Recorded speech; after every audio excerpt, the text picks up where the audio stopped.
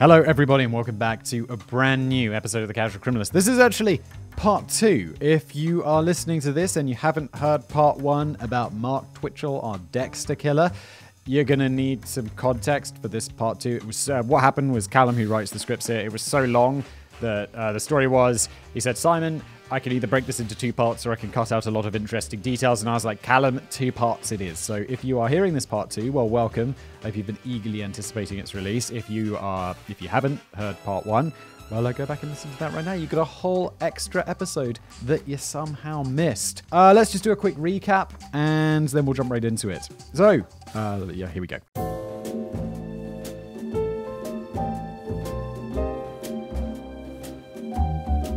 Welcome back to the story of Mark Twitchell, writer, director, possible murderer. To recap, we have a missing man. He disappeared from a garage being used as a film set by a local director. To make matters stranger, the circumstances of the disappearance are eerily similar to the plot of his film, and he's been far from truthful in his dealings with the police. I remember he was being interviewed by that detective, veteran homicide detective, was I think how Callum described him, and he just made up all these crazy lies that were totally unbelievable. It's like, dude, I don't believe you. The veteran homicide detective is never gonna believe you. Anyway, when we left off, the digital forensics team had just decoded some deleted documents from Twitchell's computer and recovered what Detective Clark called a diary of how he killed the guy.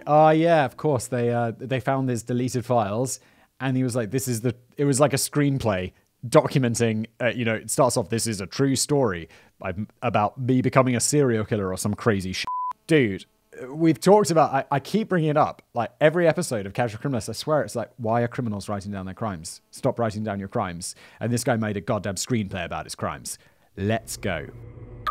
The book.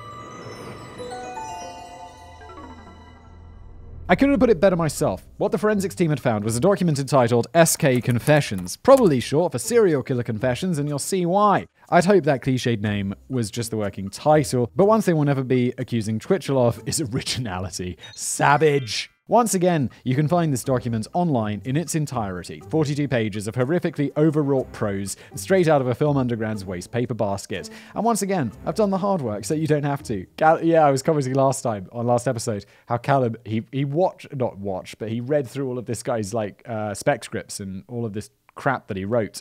I was like, Callum, that is dedicated. Thank you, Callum. You're the hero we need. Prepare yourself for every little detail of Mark Twitchell's descent from bang-average filmmaker to atrociously unsuccessful murderer. He begins by describing the feelings of lightness when he first decided to become a serial killer, like he was finally free to be himself. This meant embracing the fact that he was different from the rest of humanity, thank Christ, and couldn't feel empathy or sympathy. Ooh, edgy. But it gets better. He talks about not wanting to admit to these things to therapists because that would leave a trail of breadcrumbs, and he's not stupid. Instead, he just made a goddamn movie detailing his whole methodology and showed it to everyone he knew. There are plenty of passengers like that, which have aged like milk, but if we stop to make fun of each one, we'll be here all day, so let's just move on. Also, wait, if you see a therapist and you're like, I have a problem with feeling sympathy and empathy, and I'm thinking about, becoming a serial killer. Unless you're actually going to kill someone, you have like a privacy thing, right? Because otherwise people wouldn't go to therapists because they'd be like, well, you're going to grasp me into the police and I'm trying to solve this problem. Or maybe like, I don't know, if someone is, I don't know how that works. Anyway, let's just move on. It's probably not something that 99.99999% of us are going to have to deal with. Next is the planning stage, in which Twitchell discusses choosing middle-aged single men as his targets because they had plenty of cash to steal and could be easily drawn in, led by their dicks, as he so eloquently puts it. After choosing the garage as the best location for his crimes, he goes about traveling to different stores around town to pick up his murder materials. The mask, overalls, a hoodie, a hunting knife, plastic sheets, plastic bags, duct tape, a stun baton, fake gun, and wild game processing kit. Oh no. Wild game processing kit doesn't sound like, no. Basically everything you'd expect to find in the recommended for use section of a serial killer's Amazon account. People also bought. If you're wondering why he needs a game processing kit, Twitchell is happy to explain. He writes, There's also something more gratifying about sawing through tendons and bones with your bare hands. We're only about 10% of the way through, so if you're feeling queasy already, then you might want to take a minute. It only gets worse from here. Well, this is just fiction at this point, right? I mean, I get the feeling it's going to turn into fact. But he was a horribly atrocious serial killer. So maybe he just killed the one dude that we talked about last week, or maybe he didn't kill anyone. He probably killed people. This is the casual criminalist. Steel drum was the last item to arrive at this, quote, little workshop of horrors. Very clever, intended to be used as a makeshift incinerator for the body parts. Now his location was all set up, he got to work on casting his little murderous fantasy. This meant downloading software to block his IP address and setting up fake dating accounts. Over the next few days, Twitchell sieves through hundreds of messages from excitable bachelors. He picks up candidates he thinks will be easy to overpower because, as he says, I have my own fight training background, but I don't have delusions of grandeur. This writing is so weak, isn't it? I'm not sure that plastic lightsaber duels in your mum's back garden count. After a bit of digging, he found a hot date for the weekend who went by the name of Frank. Frank was given the same strange instructions we heard before. Park at the back of the house, then enter through the garage. By this point, the whole place was covered in plastic sheeting, ready to receive him. This guy was a fan of Dexter, which is why he's called the Dexter Killer, right? Dexter, very specifically, just killed bad guys, not random men off dating websites. And by bad guys, I mean murderers. Dexter just killed murderers. As Frank turned off his headlights, oh, Frank, what are you doing? Why? Mate in a public place. I mean, he was right about being led by the think with your brain, not with your penis. As Frank turned off the headlights and walked into the garage, a masked Twitchell pressed the stun button into the back of his neck and fired it off. As often seems to be the case in Twitchell's schemes, the results were underwhelming. Frank was just a bit bewildered and irritated rather than knocked out cold. He was like, hey, stop it! A fight ensued, but Twitchell had no cause for alarm because in his own words, I had a distinct advantage. I was taller and outclassed him in tenacity and strength. Making use of the element of surprise, he landed a good few hits with the side of the baton before drawing the fake gun. So yeah, the tenacity and strength was, well, you were armed with a stun baton and you were ready to attack him. He had just walked into a garage and been zapped in the neck with a baton.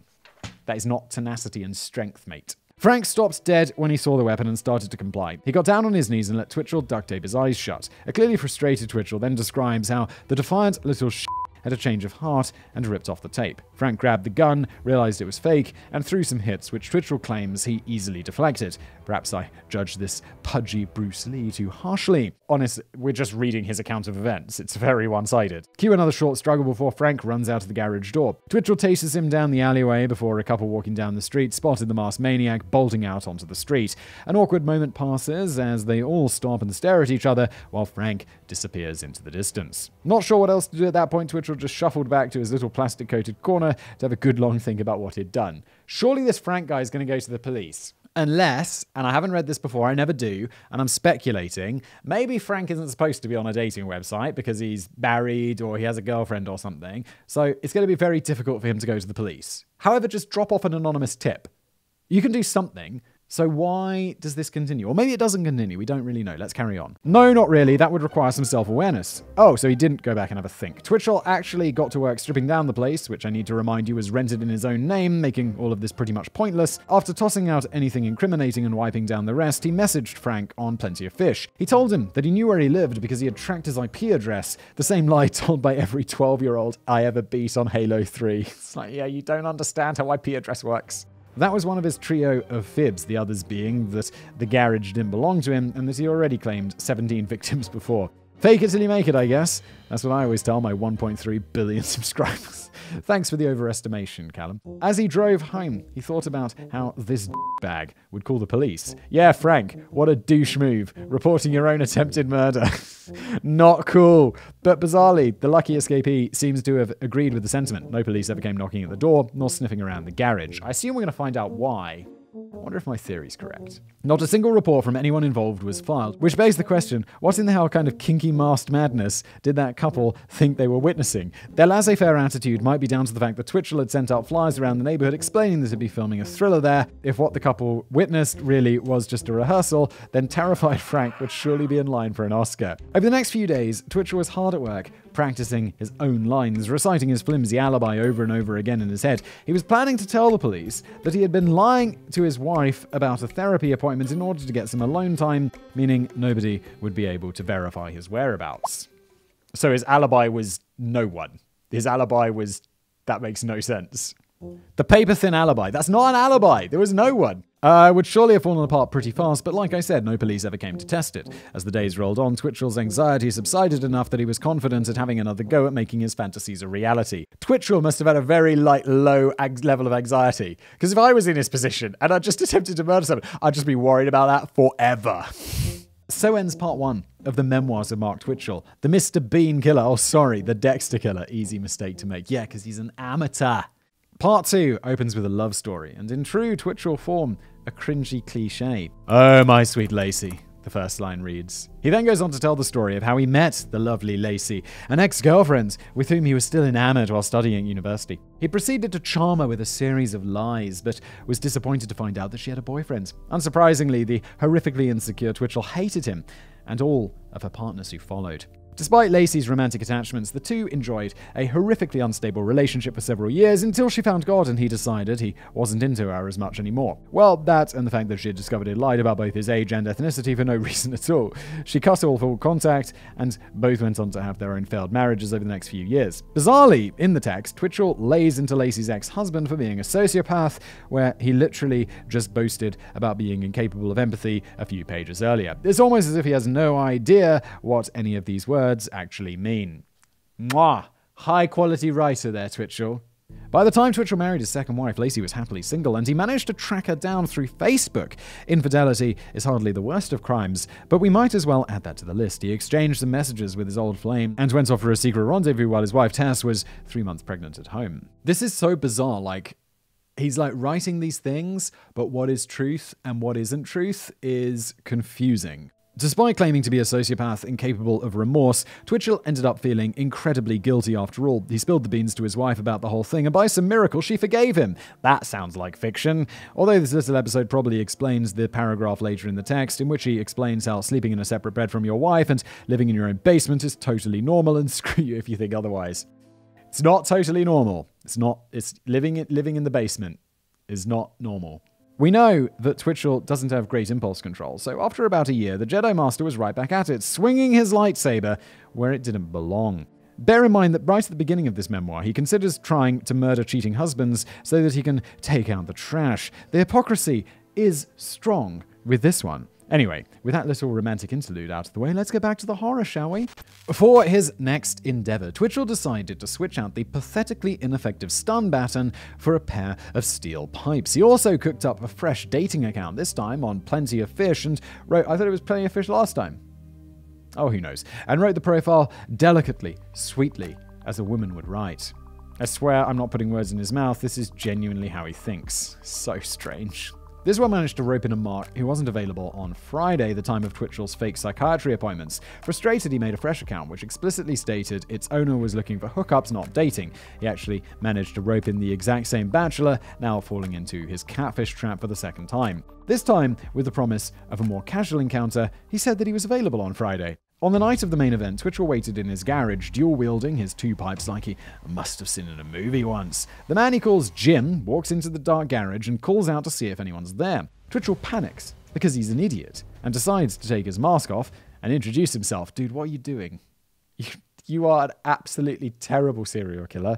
He explains that he's a local filmmaker setting up the garage to look like a serial killer's den. Jim was warned that someone was using the garage for the weekend, but this awkward dude was not at all what he had expected. A flustered Twitchell started showing off his fake gun and spewing lies about the lucky lady stepping out of the house for a few minutes. Amazingly, he just let Jim walk out of the door. It's not like he had a change of heart about his murderous plans, he was just really that bad at being a serial killer. Jim returned after 20 minutes, and Twitchell pretended to talk to his date on the phone, telling him that she was caught in traffic and wouldn't be able to make it. Jim left annoyed. Twitchell, now starting to realize he maybe didn't have it in him to emulate his TV idol Dexter, he started desperately sending out messages on Plenty of Fish to get a last-minute hookup. Literally anyone would do at this point. But while he was scraping the bottom of the barrel for a new victim, why do you need a new victim? It seems fairly clear you can't do this. He got another stroke of luck. Jim messaged the account and offered to return later that evening. He didn't live far away, so it wasn't too much trouble. Jen agreed and told him that should be home around 9 p.m. When Jim arrived back at the agreed-upon time, the slapstick slasher had hyped himself up. He struck his victim on the back of the head with a pipe and was once again shocked that real life doesn't unfold like the movies. Jim wasn't knocked unconscious. He fought back, but unfortunately wasn't able to fend off his attacker. Twitchell managed to crack his skull with the pipes. At this point in the story, the soon-to-be killer mocks his victim for bargaining for his life before describing how he stabbed him in the stomach and neck with a hunting knife. He writes, his reaction was pure Hollywood. Finally, reality was adhering to his fantasies, and everything was back on track. Twitchell had become the killer he was so pathetically desperate to cast himself as. But as we know, it wouldn't be long before the police pulled the plug on his little one-man show. Dude, you're not a serial killer. You murdered one person. You're just a murderer. That's better than a serial killer, obviously, but not in your mind. So you're a failure, even at trying to accomplish something horrific. The next scene in the grisly drama deals with the disposal of the body. While we move forwards, imagine yourself as Detective Clark. You've just interviewed this guy days before on suspicion of murder, and now you sit flicking through a play-by-play account of how he actually dismembered the victim. It's quite surreal. The account starts by describing the instruments in the game processing kit. Knives, bigger knives, a handsaw, and scissors. It then tells how he cut the clothes off the victim and threw them into the oil drum. Bizarrely, Twitchell decided to leave the boxes on so he didn't have to look at another man's privates while he butchered him. I'm not diagnosing him with a neurotic inferiority complex per se, but you definitely can if you want to. Yes, indeed. For the sake of decency, I won't talk about every step and cut of the process from here on. If you're interested, you can seek that out for yourself. For our purposes, it's more important to look at the callousness he approached it with. Twitchell recounts, dismembering a human body was a relatively unexciting event. I had ways of making it more fun. I sang to myself as I worked, talked to myself, reflected on the new tools I would get to make the next one easier. This guy just wants to be he wants to be like Dexter, except he's not. He's just killing an innocent person instead of a horrible murderer. And also, Dexter was a TV show. We shouldn't do that in real life, people, okay? Who knows if that really reflects how he felt, or if he was just trying his hardest to imitate Dexter because he thinks being a psychopath is cool. My vote is with the latter. Mine too, Callum. But it's a tough read regardless. He goes through each step and decides how different the reality of the gore is to the Hollywood versions, proving just how deep he's immersed in his fantasy world. The garage cleanup also took much longer without a montage sequence to speed things along. Twitchell tore down the sheeting and scrubbed all of the stains with ammonia, which apparently destroy all the DNA in the blood, and there was a lot of blood on the walls, the floor, his clothes. As he thought about how best to get rid of his blood-soaked threads, his wife Tess rang. He had been away for over 3 hours now, and it was almost 10 p.m, and he had to spin a lie about going to the gym. But his Tess was already suspicious after she caught him browsing Plenty of Fish a few days before. Uh-oh! She was probably expecting another affair, but the reality was just a bit worse. He managed to weasel his way out of it for the time being and got back to business. It was at this point that our anti-hero realized that he'd made another glaring mistake. The car of his victim had a manual gearbox, which he was not equipped to deal with. So many mistakes. After some trial and error, he managed to conceal it inside the garage and went home to face the missus. She had asked him to stop off at the store for baby formula on the way, but they had all closed by the time he wrapped up at the garage. He got up early in the morning to grab some instead, shifting from killer to father mode while he did so.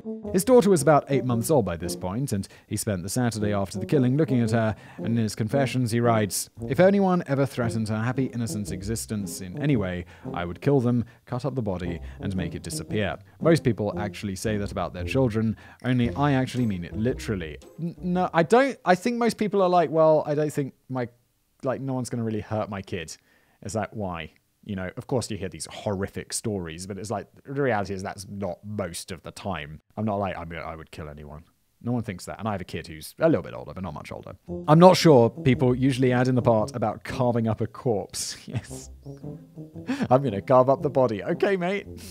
But I think I get what he means. After an uneventful Saturday with the little one, he gets up early on Sunday to enact the second phase of his plan. This was the digital part, deleting any trace of his fictitious singleton from the victim's computer. The love interest, formerly known as Jen, drove downtown, arrived at the apartment complex where Jim had lived, and let himself in. You might be getting a bit of deja vu now, because we've been here before during another break-in for very different purposes. Twitchell hadn't managed to get any passwords from Jim before murdering him, but somehow the bumbling butcher landed on his feet again. All of the accounts he needed to access were still logged in. We basically know what happened next. He posted statuses and set up automatic emails which talked about a dream vacation PROSECUTION and leaving it all behind. Yes, this was in part 1, which feels like a long time ago. After that, he deleted Jim's dating profile and disposed of his printer, which would have had a map to the garage stored in its memory. While doing so, he found a copy of an insurance document with Jim's signature. It was that moment that Twitchell came up with his master plan to deal with the car issue. He would forge a bill of sale and say that he came by it legally by pure chance. Me, you, and Detective Clark,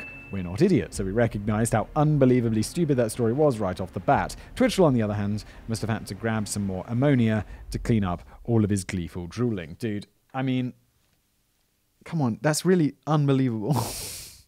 Fast forward to Monday morning, Twitchell checked his to-do list for the day. Buy toothpaste, pretend to be a film producer, and oh yes, dispose of a body. How was he going to do that? Well, first he packed up all of the pieces into body bags and put them in his car, along with the steel drum. Lit a fire in the barrel and put in the pieces bag by bag. While the torso piece burns, he talks us through an extended reflection about what it probably smells like because Twitchell lacked a sense of smell. He also comments on how humans look like steak inside and how he understands the cannibalistic impulse but isn't really fussed about trying human meat. I guess that makes him a little bit more relatable. Yeah, I mean, I relate to most people because they're just not cannibals. That's enough. What do you have in common? Not cannibals. Cool, we'll be friends. He was shaken out of his macabre inner monologue by approaching sirens and started to panic. It must have been a fire engine responding to a neighbor's call about a fire in the backyard, he thought. He doused the flames, and just like that, the sirens coincidentally stopped. It didn't really matter anyway, because the body wasn't actually being incinerated. Twitchell was getting another reality check, realizing that burning a body doesn't work like in the movies. All it had really done was melt the body bag. For now, he would have to wrap it all up and deliver it back to the garage. Yeah, but you know this, like, you put a wet log in a fire, like it's not going to burn properly. I mean, maybe if the fire's really hot and over a long time, but just a random fire you build in a barrel and throw some like accelerant on there, it's not going to burn through like the human body's what, 70% water, 60% water? What's the stat on that? It's just not going to burn. When he went home that Monday, he reports spending some time with his daughter before heading online to talk with his mistress, Lacey. I have to remind you that we're reading the memoirs of a painfully insecure guy whose wife wouldn't touch him, so of course he starts this part with a description of how he's the best Lacey ever had and all of her other boyfriends could only last a few minutes in bed. This guy's like got the mind of a teenager. Yes, Twitchell, I'm sure your Jabber and Layer roleplay sessions really are something. He goes on to describe how he was great at sex with his first wife, and how he once had a partner who said, "How can anyone go for 3 hours straight?" Can you hear that, everybody? That's the sound of all of our listeners' spines simultaneously contracting. So what was Mr. Martial Arts Master great at sex? Totally not a loser's next move. Well, every successful TV show needs some racy sex scenes, and this is where Twitchell slips one into his memoir. That night, he fed a lie to his wife and he drove off to Lacey's apartment. Cue sensual Barry White bassline. I don't know if I'm just jaded to all the blood and guts after doing quite a few of these episodes already, but I actually feel more uncomfortable reading this part than all of the dismemberment. Maybe it's because it's all relayed through Twitchell's unique creative voice. For example, he writes they kissed passionately in juicy anticipation of what was coming next. Oh, it's cringe, isn't it? It's cringe. It's cringe, and I think there's more cringe coming. In case there are any aspiring writers out there, please, never have your characters do anything in juicy anticipation. Likewise, never write about being free to suck on various parts of her body. I'm begging you, please don't. And if you're writing something right now and you wrote that, just take it out. You're doing everyone a favor. For everyone else, I promise we're not just lingering here uncomfortably for no reason. There are a few details to extract here beyond Twitchell's cringy boasting. For one, he notes that Lacey had a tattoo on her shoulder of a Celtic cross, one which he designed for her years ago. This sounds curiously similar to the tattoo on the mystery man, who he would later claim brought the car to his garage. And it's unclear whether this is just part of his fantasy world or not, but he also explains how Lacey once contracted a tropical virus that attacked her brain for 2 years, but in the end, she escaped with her health and her faculties, as well as this smoking hot new body. Wait, the virus gave her a smoking hot new body? What is going on? Oh well, as long as the brain virus made her sexier, all good then. I mean, maybe I'm just wrong, but maybe there are brain viruses out there that do make you more sexy, and I'm just ignorant of said brain viruses. Now that Twitchell got all of that out of his system, we can return to the more important parts of the story. There was still a dismembered body in the garage, and for all he knew, time was running out. After all, it was hardly a clean kill. The victim had left the garage and returned twice. Who knows who he had told during those interludes? So, the day after his visit to Lacey's place, he went back down to the garage with a mess once and for all. He put his costume crafting skills to good use and got into character as the trash man. This meant cutting up a plastic sheet into an apron and taping heavy-duty bin bags around his shoes. What is going on? After that, he opened the first of the body bags. It had been a few days since the murder, so the joints were starting to seize up from rigor mortis, what was left of them anyway. The plan was to strip all of the pieces down and then dump the remains in the river which ran through the center of town. This meant shaving the meat off them one by one, sharpening his knives regularly. The way he describes processing the head is extremely graphic and was intended to make sure there was no way to identify it. That meant removing the teeth and essentially deconstructing the skull, stopping only to look at the victim's brain and fascination. That's just my heavily watered down version. Dude, Callum, if that's the heavily watered down version, I'm just glad you read this and I didn't, because that sounds horrible. He then processes the torso, taking the time to muse on cannibalism once again, even though he's totally, for sure, not a cannibal. He writes, meat is meat, after all. It all tastes like beef or chicken. It's a wonder he even had to bring a blade at all when he himself was so edgy. The awfulness continues with quotes like, oh, Callum, do we have to? Why? This experience changed my sense of place in the world forever. I felt stronger, somehow above other people. Things that I said to people would carry double entendres like never before. Oh honey, work was murder today would be more literal than Tess would ever know. How very clever, Mark, you big brain genius. Only Twitchell could find that cool, but I feel like he was getting a little ahead of himself because, as it stood, there was a solid chance he would never go on to live the serial killer life he dreamed of. As he drove around with the freshly processed bags of human remains that in his car boot, all it would have taken is for one unlucky traffic stop and the whole thing would be over. He was careful, however. He stuck to the speed limits and respected every light on the way, but on the way to where? Amazingly, he decided he was a bit too tired to finish the job, so he decided to head home, leaving the body in his car boot with plenty of time for all that nice DNA evidence to seep into the lining. Hardly a Dexter-level move. Yeah, Dexter was an extremely competent serial killer who ended up getting away with it. Although, are they making a new Dexter series, or did I imagine that? And you are not this dude. You are a terrible serial killer. Twitchell had other matters to attend to for now, though. His wife was already in bed, so he decided to hop on MSN Messenger, old school, to chat to the other lady in his life. When he talked to Lacey, she was distraught. Apparently, she had been reading some psychology articles and diagnosed her ex-boyfriend with sociopathy.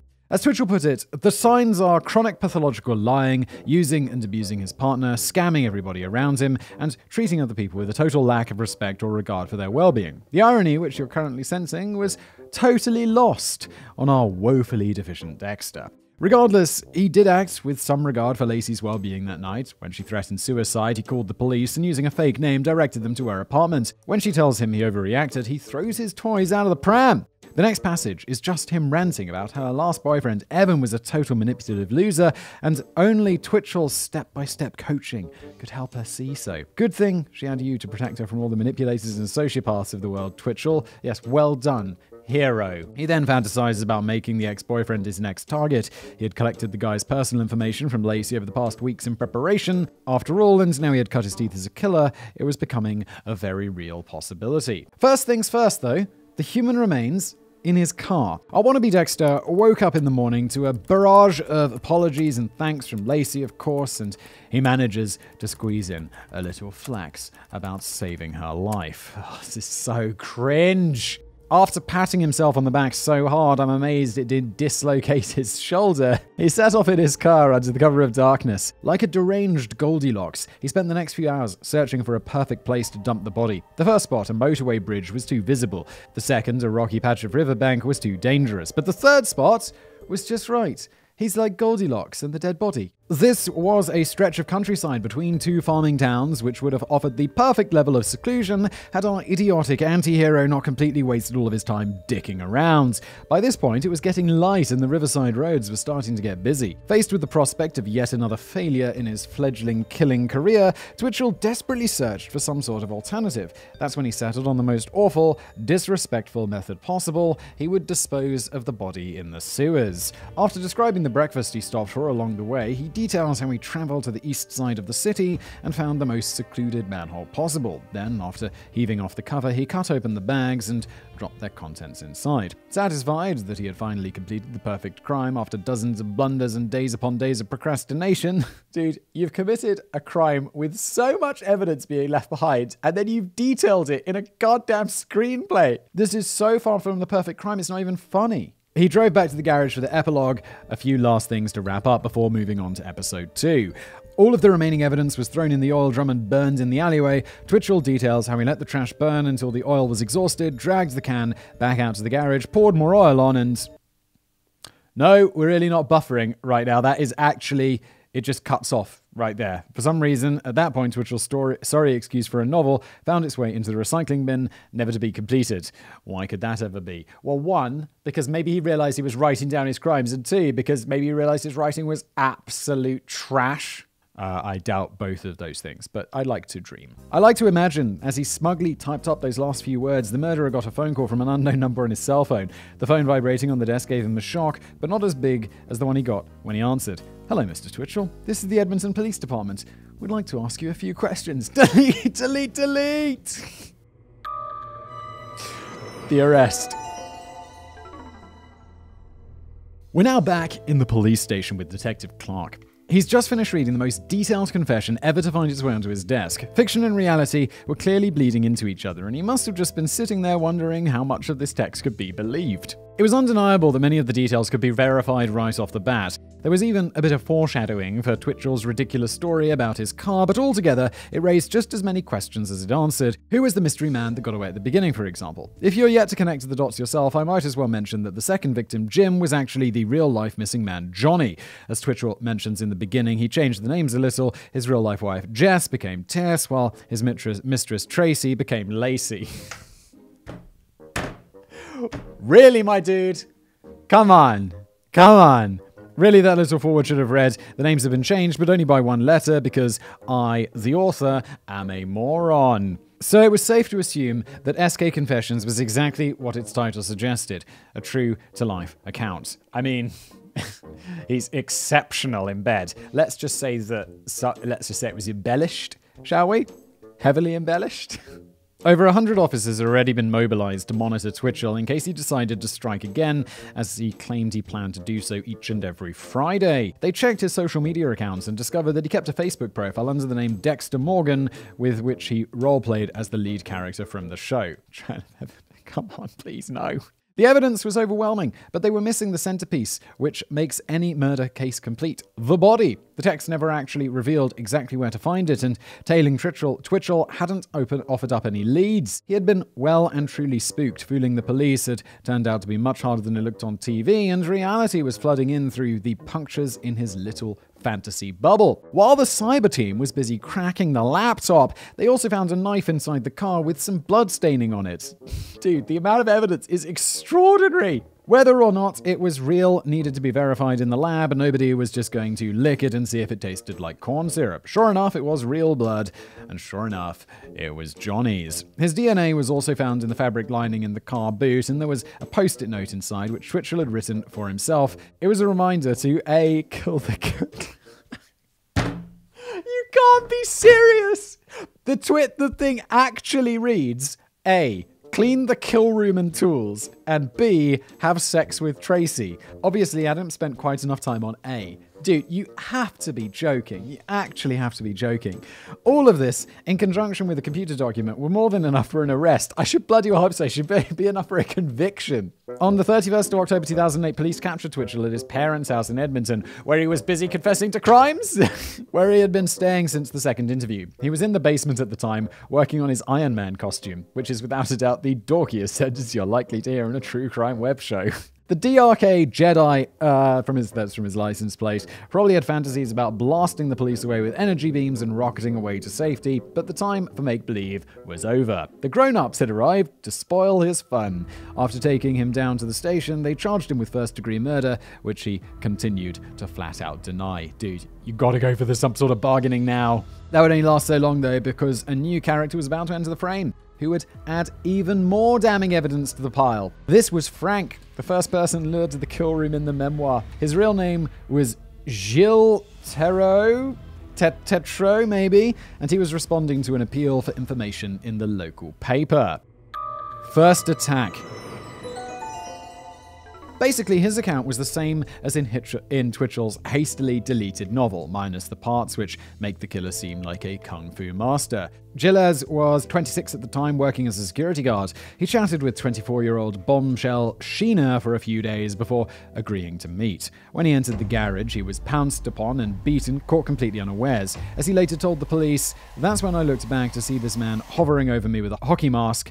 At that instant, I knew there was no date." What, the attack didn't give it away. His attacker pulled a gun on him and he took a moment to collect himself, thinking his life was about to end at any moment. With a burst of adrenaline, he grabbed the gun, realized it was plastic, and scrambled out of the garage door. Even the part about the awkward encounter with the local couple was the same. As for what happened to Gilles after his lucky escape, he took off about as fast as he could, and then he went home to sleep off the pretty brutal beating he had just endured. As he told reporters, "I knew I needed to go to the police, but I was ashamed about what had happened to me, that I got duped into this man pretending to be a female, so I never told them. I just wanted to get home. I felt so horrible because if I went to the police earlier, I could have maybe saved the guy's life." Yeah, go to the police.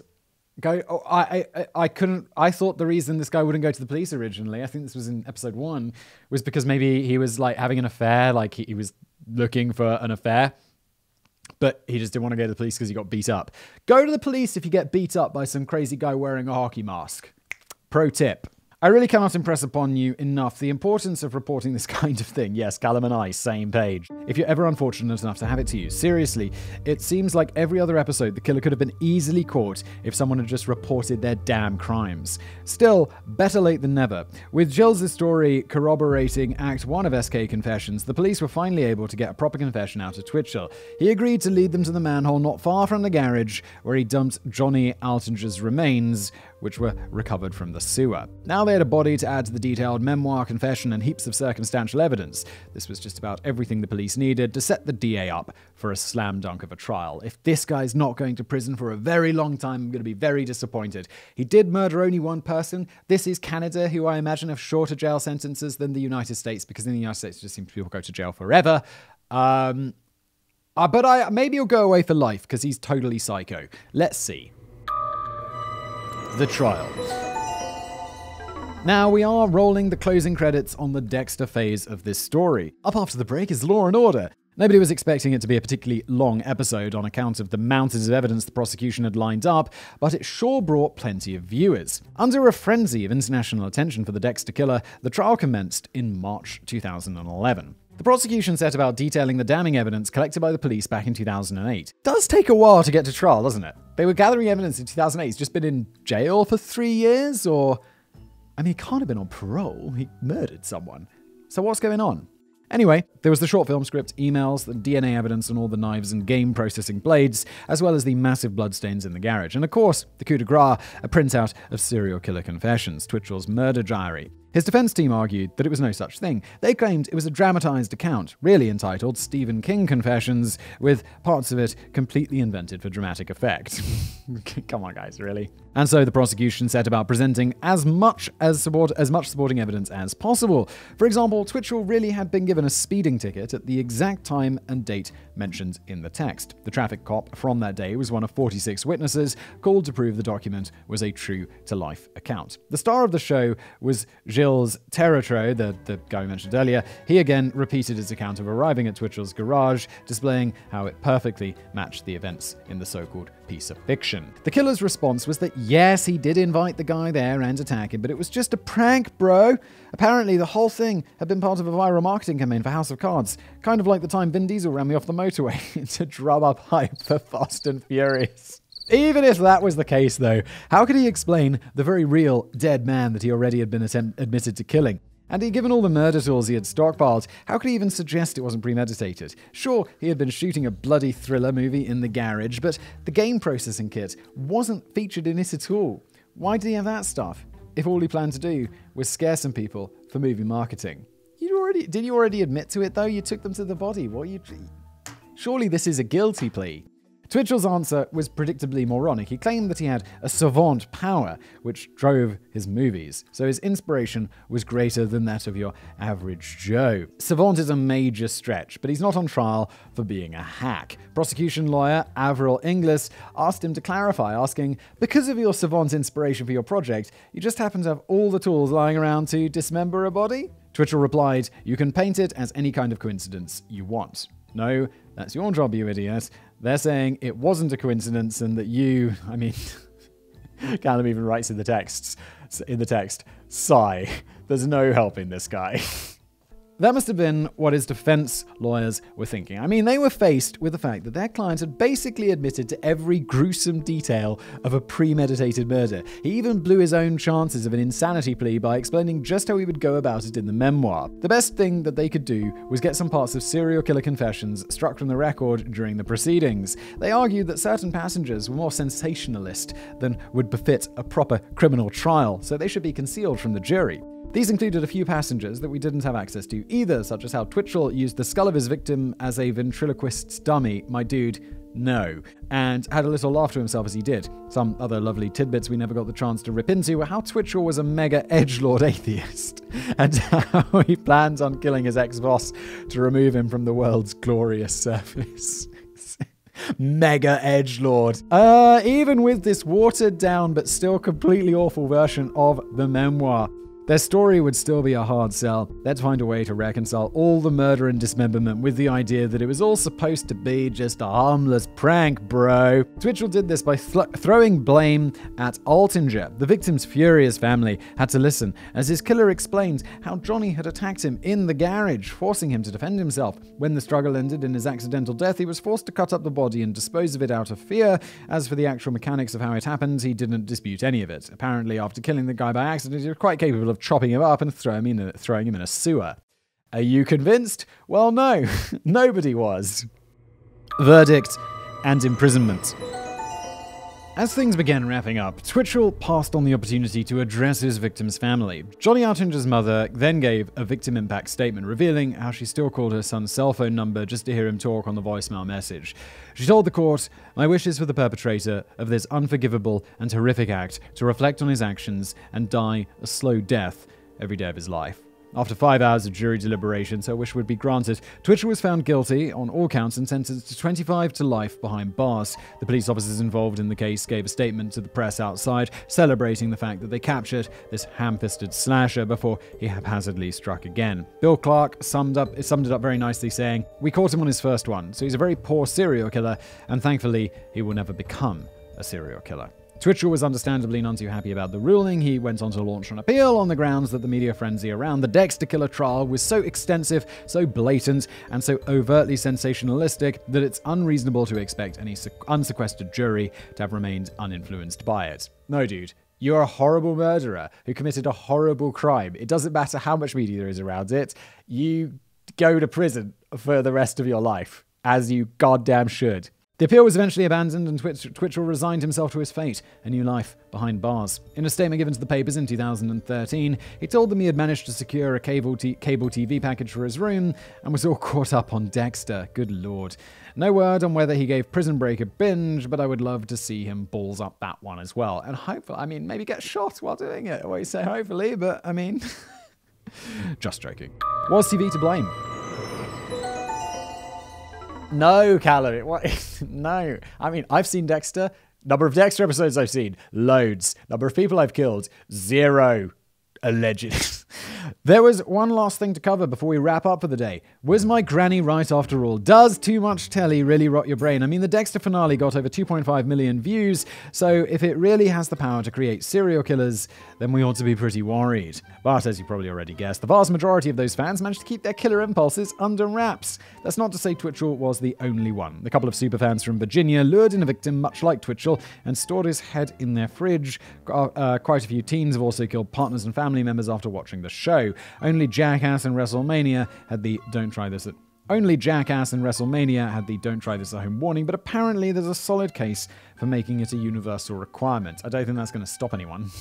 However, one thing that ties all the Dexter-inspired killers together is they were severely disturbed individuals, even without the influence of the show. Substance abuse and serious mental health issues pop up time and time again, which is why the vast majority of people could watch Dexter hack and slash his way through Miami without treating it like a WikiHow guide. And being WikiHow, it would have very helpful cartoon pictures describing everything. So no, Granny, it's not that telly rots the brain. Twitchell was already rotten before the show even premiered. Jeff Lindsay, the writer of the books upon which the show is based, put it best when he said, "Reading Dexter will not make you a killer. If you are not already capable of killing another human being in a cold, cruel, deliberate way, no book ever written will make you capable of doing so. There are no magic words that will turn you into a psychopath." Yes, totally agree. Totally agree, Callum.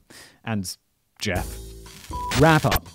So there you have it, a modern fable warning against the dangers of getting too immersed in a world of your own making. For Twitchell, murder was just part of one big vanity project. The habitual liar's life wasn't panning out the way he hoped, so he tried to write a new version of himself to regain control. Or rather, he plagiarized a new version of himself from his TV hero.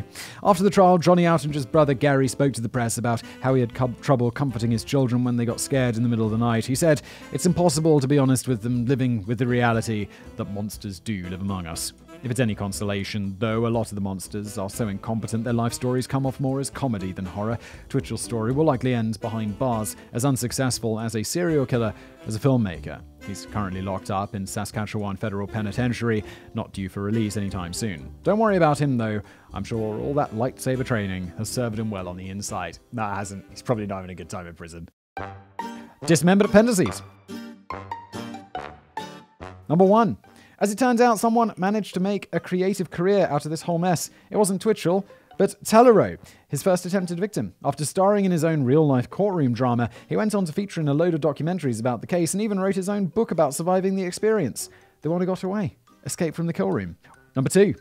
One last piece of evidence to illustrate Twitchell's trouble separating reality from fiction was his laissez-faire attitude to on-set safety. Actor Richard Barnsley played the killer in House of Cards, and he recounted how Twitchell used the same very real knives during the shoot. He even had to swing a real samurai sword at the actor playing the victim. Something tells me that the guy went on to have a very stern conversation with his agent. Yeah, it's like, dude, what have you got me into? Number 3. If you've been listening along and thinking Twitchell sounds like you're Mr. Right, then you're in luck. Now twice divorced, the Dexter killer hasn't given up online dating just yet. In 2017, it was reported that he was using a site specifically tailored to prison inmates and those who want to date them. Did I mention he's an Edmonton City cosplay champion? Form an orderly line, ladies. This has been a 2-part, very long, thick scripted episode of The Casual Criminalist. If you like this 2-parter, a kind of deeper exploration on a longer story, please do let me know somehow. You can, I'm on Twitter at Simon Whistler. If you're watching this as on YouTube, you can leave a comment below. If you are watching it on YouTube, like it. Subscribe to this channel. If you're listening as a podcast, then leave me a review. That would be grand. If you're on Spotify, you can't do any of those things because Spotify doesn't allow subscriptions. Oh, maybe it does allow subscriptions, so subscribe, but you can't like, you can't review. Thanks, Spotify. But really, thank you for listening, and I'll be back real soon with another episode.